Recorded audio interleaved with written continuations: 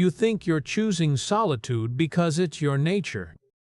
On the surface, that sounds completely reasonable.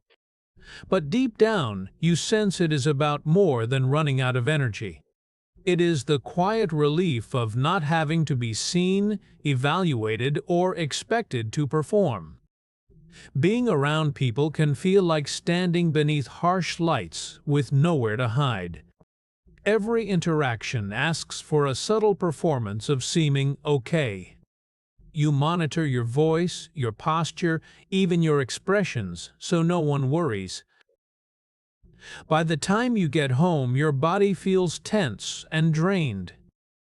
You close the door and finally let out the breath you have been holding. The silence feels less like emptiness and more like safety after a long day. So you tell yourself this is simply who you are, an introvert. Over time, you build an identity around loving solitude and keeping your distance. But every now and then, the silence feels heavy instead of peaceful. You begin to wonder whether this quiet life is a genuine preference or a place to hide. That difference matters more than it first appears. True introversion means solitude restores your energy. Adapting to loneliness is different. It is a shield shaped by chronic emotional exhaustion. When every social moment feels demanding, your nervous system can begin to treat connection as a threat. Slowly, withdrawal stops feeling like a choice and starts feeling like protection. You stop reaching out not because you dislike people, but because it simply costs too much. Over time, that protective armor grows heavier than you realize. You crave connection while instinctively pushing it away. That inner conflict can leave behind a quiet, persistent ache. You may even convince yourself that solitude proves you are completely self-sufficient. But sometimes what looks like self-sufficiency has quietly become isolation.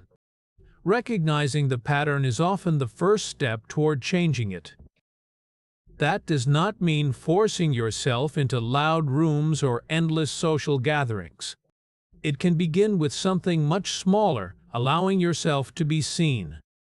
Sharing one honest thought with someone who feels safe, without hiding behind a polished version of yourself.